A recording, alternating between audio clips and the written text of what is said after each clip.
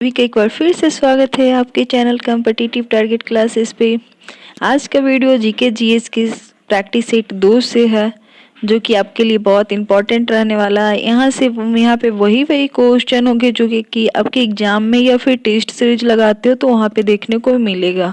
तो यदि आप हमारे इस वीडियो को देखते हो तो आपके जीके जीएस स्ट्रांग हो जाएगा, क्योंकि जीके जीएस का जो सेट प्रैक्टिस सेट वाला है मैं यहाँ पे रेगुलर अब लाऊंगी। इसको देखने से आप लोग को बहुत फ़ायदा होने वाला है। जो टेस्ट सीरीज नंबर लगाते हो, टेस्ट लगाते हो, उसमें आपके नंबर इंक्रीज होने वाले हैं। तो आप हमारे चैनल के लास्ट तक बने रहो, यहाँ से बहुत सारे क्वेश्चन आपसे होकर गुजरेगा। जो कि टेस्ट में अच्छा करना, अच्छा रैंकिंग करना है तो ये वीडियो देखो। और यदि आप हमारे चैनल पे नए हो तो चैनल को ज़रूर सब्सक्राइब करो। इसके साथ साथ हमारा वीडियो अच्छा लगे तो इसे लाइक जरूर करना। तो चलो हम अपने वीडियो की ओर चलते हैं, जो कि है practice set 2। Practice set first मैंने अपलोड कर चुकी हूँ, वहाँ पे जाकर देख सकते हो। और यहाँ पे जितने भी क्वेश्चन हैं उसे खुद से टिक करने की कोशिश करना, और लास्ट में कमेंट बॉक्स में ज़रूर लिखना कि आपके कितने क्वेश्चन सही हुए हैं। कमेंट करने में कोई कंजूसी मत करना, क्योंकि आपका कुछ वहाँ पे पैसा नहीं लग रहा है। आराम से आप कमेंट कर सकते हो कि कितने क्वेश्चन सही हुए, क्योंकि क्वेश्चन सारे सेलेक्टेड है जो कि आपके एग्जाम में पूछे गए हुए हैं। सारे प्रीवियस ईयर क्वेश्चन है। तो चलो अपने क्वेश्चन की ओर चलते। क्वेश्चन नंबर फर्स्ट है, जो कि पॉलिटी से है कि निम्न में से कौन सा मूल अधिकार केवल भारतीय नागरिकों को ही प्राप्त है। तो केवल भारतीय नागरिकों को ही प्राप्त है, तो आप लोग इसका राइट आंसर दे सकते हो कि कौन हो जाएगा।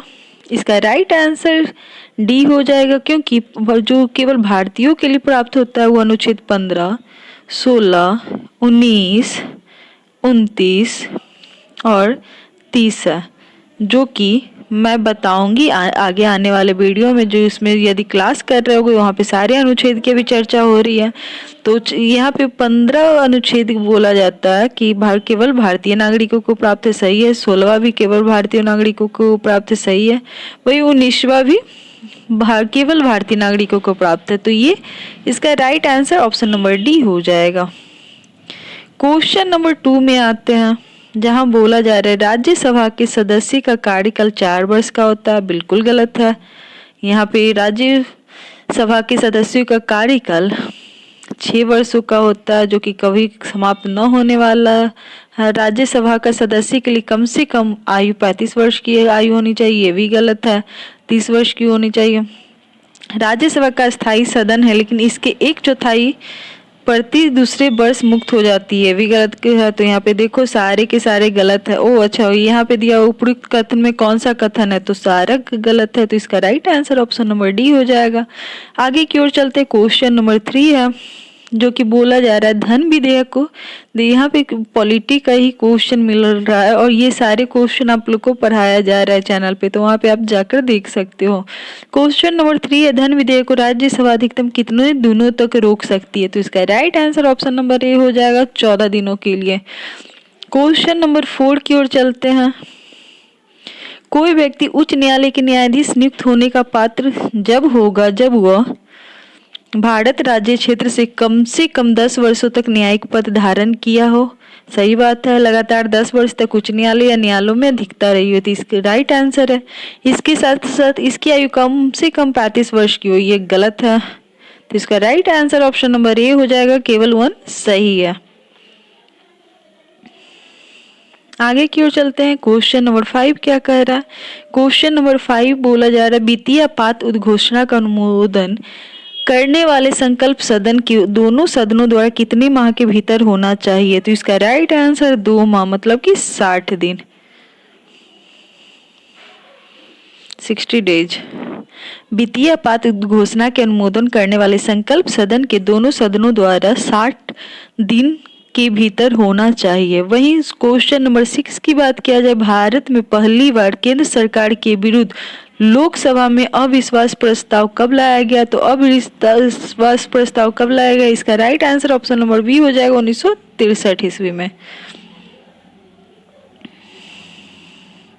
अविश्वास प्रस्ताव कब लाया गया, 1963 ईस्वी में। वहीं राज्य के नीति निर्देशक तत्वों के प्रवर्तन के लिए किस अनुच्छेद के उपबंध किया गया है, ये आप लोग को पढ़ाया गया है। इसका राइट आंसर आप लोग बता सकते हो क्या होगा।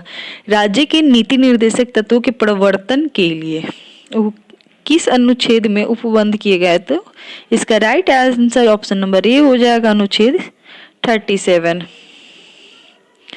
वही चलैया समिति का गठन किस वर्ष किया गया, तो इसका राइट आंसर, ये बहुत अच्छा क्वेश्चन है जो कि हमेशा पूछता है, तो इसे VVI में भी डाल सकते हो। चलैया समिति की बात किया जाए तो इसका right answer option number B हो जाएगा, 1991। ये बहुत अच्छा क्वेश्चन है। वहीं निम्न में से किस क्रांति का संबंध कोको उत्पादन मतलब कि चमड़ा उत्पादन से है, तो 9 का राइट आंसर हो जाएगा ऑप्शन नंबर ए, भूरी क्रांति। यदि 10 नंबर क्वेश्चन की बात किया जाए, यहाँ पे टोटल आप लोग को 50 क्वेश्चन बताया जाएगा। उसके साथ साथ कुछ एक इम्पॉर्टेंट छोटा सा टॉपिक बताया जाएगा जो कि आपके एग्जाम में बहुत बार पूछे जाते हैं वहाँ से क्वेश्चन। तो आप हमारे चैनल के साथ बने रहो और हमारे सारे वीडियो को लाइक जरूर करो। तो क्वेश्चन नंबर 10 की ओर चलते हैं।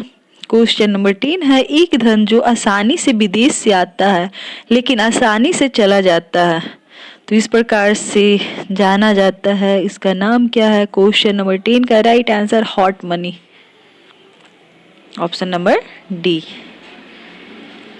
एक धन जो आसानी से विदेश से आता है लेकिन आसानी से चला भी जाता है, तो इसे हॉट मनी कहा जाता है। क्वेश्चन नंबर 11 को देखते हैं कि गन्ने की उचित और पारिश्रमिक मूल्य FRP अनुमोदित करता है, तो इसका right answer option number A हो जाएगा, आर्थिक मामलों पर कैबिनेट समिति। वही क्वेश्चन नंबर 12 की ओर चलते हैं। असहयोग आंदोलन में कौन सा कार्यक्रम शामिल नहीं है, तो असहयोग आंदोलन में कौन सा कार्यक्रम शामिल नहीं है, तो इसका right answer option number D हो जाएगा, सरकारी वाहनों से यात्रा करने पर पाबंदी।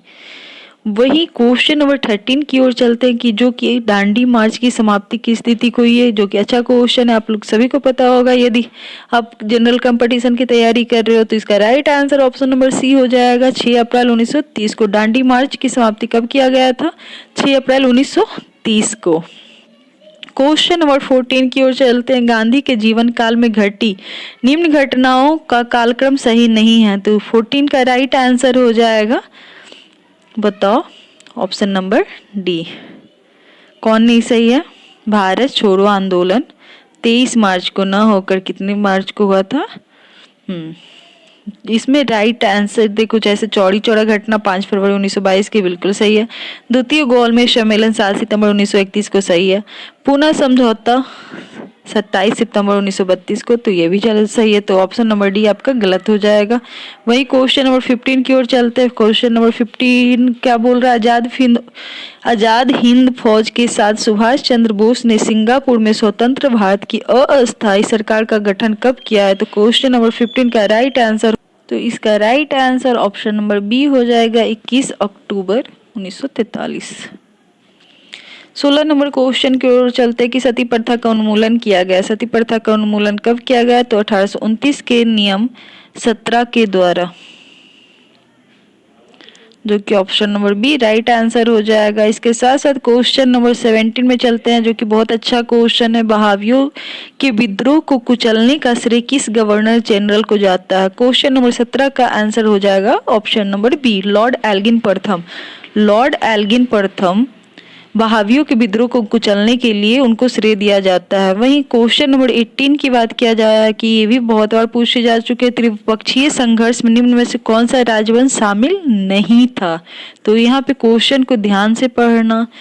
तो इसमें जो शामिल नहीं है वो उनसे पहले बताऊंगी कि कौन कौन से शामिल है। तो यहाँ पे पाल शामिल थे, राष्ट्रकूट शामिल थे, वहीं प्रतिहार। त्रिपक्षीय संघर्ष में पाल, प्रतिहार और राष्ट्रकूट शामिल है। तो शामिल कौन नहीं होंगे, तो पल्लव। तो इसका राइट आंसर हो जाएगा ऑप्शन नंबर सी। वहीं क्वेश्चन नंबर 19 की चर्चा करते कि सिंधु घाटी सभ्यता के अंतर्गत शवों के दफनाने के अवशेष मिले, इस शवों को सिर किस दिशा में रखा जाता है। इसका सिर है जो राइट आंसर इसका हो जाएगा ऑप्शन नंबर ए, उत्तर की ओर रखा जाता है, जो कि अभी में हिंदू में रखा जाता है उत्तर दक्षिण की ओर। वहीं क्वेश्चन नंबर 20 में है, किस बौद्ध संगीति में बौद्ध धर्म को 2 संप्रदायों में विभाजन हो गया था, तो क्वेश्चन नंबर 20 का right answer option number D हो जाएगा, चतुर्थ बौद्ध संगीति में बौद्ध धर्म को दो संप्रदाय में विभाजन हो गया था। क्वेश्चन नंबर 21 की चर्चा करते कि महावीर स्वामी को किस नदी के तट पर कैवल्य की प्राप्ति हुई है। तो ये सब पूरे ट्रिकी में करके आपको चैनल पे बताया जा चुका है, तो आप वहां पे जाके देख सकते हो। तो महावीर स्वामी को किस नदी के तट पर कैवल्य की प्राप्ति हुई है? तो ऋजुपालिका नदी, ऋजुपालिका नदी। वहीं आगे की ओर चलते हैं, जो कि आजीवक संप्रदाय के संपादक निम्न में से कौन है? तो 22 नंबर क्वेश्चन के option number C right answer हो जाएगा। आजीवक संप्रदाय के संस्थापक की बात कर रही हूँ तो इसका राइट आंसर मखाली पुत्र हो जाएगा। क्वेश्चन नंबर 23 की ओर चलते हैं। किस मुगल शासक के शासनकाल में स्थापत्य कला को स्वर्णिम काल कहा जाता है? स्थापत्य कला तो राइट आंसर जहांगीर हो जाएगा। वही चित्रकला का पूछा जाए तो जहांगीर, स्थापत्य शाहजहां। क्वेश्चन नंबर 24 की ओर चलते हैं, जो कि है मुगल काल में मुहत्सिब कौन था? मुहत्सिब कौन था? तो आचरण अधिकारी। बहुत अच्छा क्वेश्चन है। ऑप्शन नंबर डी इसका राइट आंसर हो जाएगा, आचरण अधिकारी। मुहत्सिब आचरण अधिकारी। दीवाने अर्ज किस विभाग से संबंधित है? तो दीवाने अर्ज इसका राइट आंसर हो जाएगा, सैन्य विभाग से। बसावन व दसवंत की शासक दरबारी चित्रकार थे? तो 26 का राइट आंसर हो जाएगा, option number B Akbar. Question number 27 की ओर चलते हैं। क्वेश्चन नंबर 27 है नरोरा क्या सुमेलित नहीं? ओके, तो नरोरा यूपी में है, सही है। वहीं काकड़ापार गुजरात में सही है। तारापुर महाराष्ट्र में सही है। वहीं कुंडलपुर इसका रॉन्ग हो जाएगा, तो ऑप्शन नंबर बी। वहीं 28 की ओर चलते हैं, जो कि 38वीं समांतर रेखा किन दो देशों के मध्य स्थित है? तो क्वेश्चन नंबर 28 का राइट आंसर हो जाएगा, option number A Uttar Korea और दक्षिण कोरिया, जो कि बहुत इंपॉर्टेंट क्वेश्चन है, इसे आप नोट डाउन में लिख लेना। 38वीं समांतर रेखा बार बार पूछा जाता है, जो उत्तर कोरिया एवं दक्षिण कोरिया के मध्य है, दो देशों के मध्य भी स्थित है। वहीं क्वेश्चन नंबर 29 की ओर चलते हैं। कौन सा एक अच्छे ईंधन का गुण नहीं है? ठीक, तो ऑप्शन नंबर बी इसका राइट आंसर हो जाएगा, जो है जलने पर ज्यादा से ज्यादा अपशिष्ट व हानिकारक गैसों का उत्सर्जन होना चाहिए। बिल्कुल गलत बात है। क्वेश्चन नंबर 13 मिलाने वाला है, जो कि सबसे अच्छा क्वेश्चन होता है, जो कि 13 में है। विटामिन B7 की चर्चा किया जाए तो विटामिन B7 बालों का झड़ना, विटामिन B12 प्रणाली अरक्ता, विटामिन ई की बात किया जाए बांझपन उत्पन्न होना, विटामिन के रक्त का थक्का न बनना। तो इसका right answer option number A हो जाएगा। तारों के मध्य दूरी ज्ञात करने की इकाई क्या कहलाती है? तारों के मध्य इकाई दूरी ज्ञात करने की दूरी क्या कहलाती है? गैलेक्टिक इकाई। क्या? गैलेक्टिक इकाई। 32 की ओर चलते हैं, जो कि ऑप्शन क्वेश्चन है कौन सा रोग पुरुषों की तुलना में महिलाओं में बहुत कम होती है? तो वर्णांता, जो कि ज्यादातर पुरुष में पाया जाता है। आगे की ओर चलते हैं। क्वेश्चन नंबर 33 है, जो कि हीमोग्लोबिन लाल रक्त कोशिकाओं के अंदर का एक प्रोटीन है और यह निम्न में से किसका वहन करता है? तो इसका राइट आंसर हो जाएगा, आप लोग दो, इसका right answer option number A हो जाएगा, ऑक्सीजन। क्वेश्चन नंबर 34 की ओर चलते हैं, जो कि किसी पदार्थ को एक अवस्था से दूसरी अवस्था में बिना तापमान में बदलाव की परिवर्तन होने के लिए आवश्यक ऊष्मा की मात्रा है। तो इसका राइट आंसर हो जाएगा, ऑप्शन नंबर डी, गुप्त ऊष्मा। आगे की ओर चलते हैं, जो कि निम्नलिखित कोशिकाओं के अंगों में से किस में न्यूक्लिक अम्ल नहीं पाया जाता है? 35 का right answer option number D हो जाएगा, जीव द्रव्य। निम्न में से कौन सा विटामिन ए का अच्छा स्रोत नहीं है? तो इसका राइट आंसर आप लोग देख सकते हो 36 का राइट आंसर कौन होगा? जो कि विटामिन ए किस में पाया जाता है? मछली के तेल में पाया जाता है, पालक में, आम में, हरी साग सब्जियां में। तो यहाँ पे जंतुओं के यकृत व गुर्दा राइट आंसर हो जाएगा। 37 की ओर चलते हैं, जो कि है प्रतिरोध मिलाओ किससे होगा? प्रतिरोध ओम से, विद्युत प्रवाह एम्पियर, बल न्यूटन और पावर वाट। तो option number B it's a right answer. 38 की ओर चलते, जो धातुओं में सबसे कम घनत्व वाला तत्व कौन सा है? तो इसका राइट आंसर हो जाएगा 38 का ऑप्शन नंबर बी लिथियम। धातुओं में सबसे कम घनत्व वाला लिथियम है। 39 की ओर चलते हैं, जो कि है प्राकृतिक रबड़ के बारे में निम्न में से कौन सा कथन सही है। तो 39 का right answer option number A हो जाएगा। यह एक प्राकृतिक बहुलक है और इसमें लोचदार गुण होते हैं।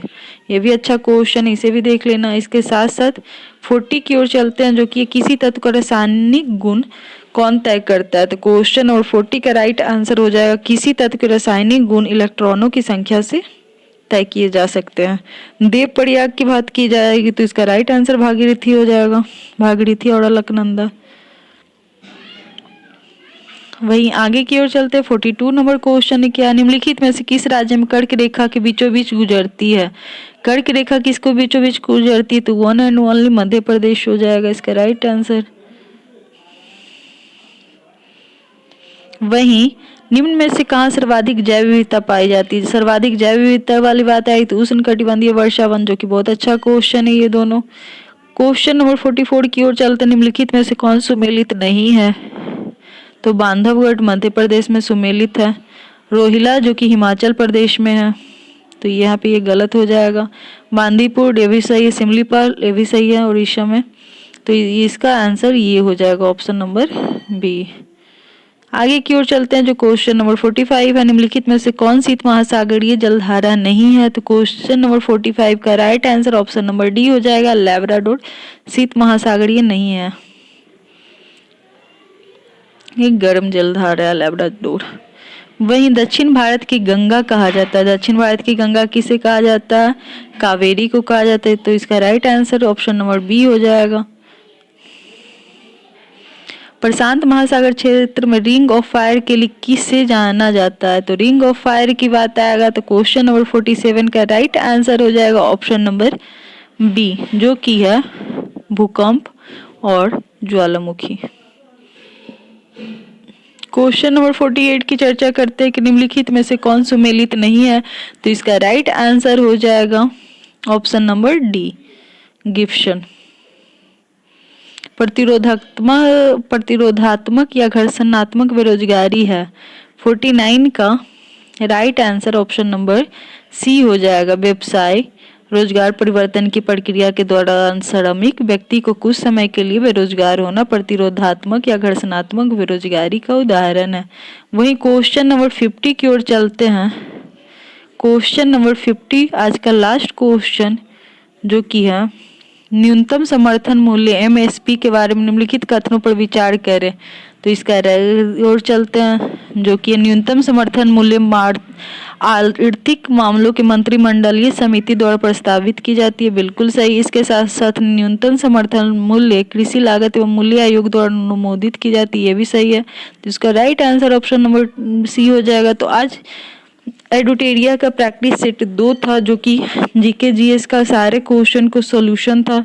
इसी तरह प्रैक्टिस सेट 3 भी चाहिए तो आप कमेंट बॉक्स में लिख सकते हो। और इसके साथ साथ करेंट अफेयर या कोई भी सब्जेक्ट की कुछ भी चीज़ चाहिए तो आप हमारे चैनल पे जाकर देख सकते हो। यदि आप हमारे चैनल पे नए हो तो चैनल को जरूर सब्सक्राइब करो। इसके साथ साथ हमारे वीडियो को लाइक भी करना। थैंक यू दोस्तों हमारे साथ लास्ट तक बने रहने के लिए। आई होप सो ये वीडियो आपके लिए बहुत हेल्पफुल साबित हो। थैंक यू दोस्तों।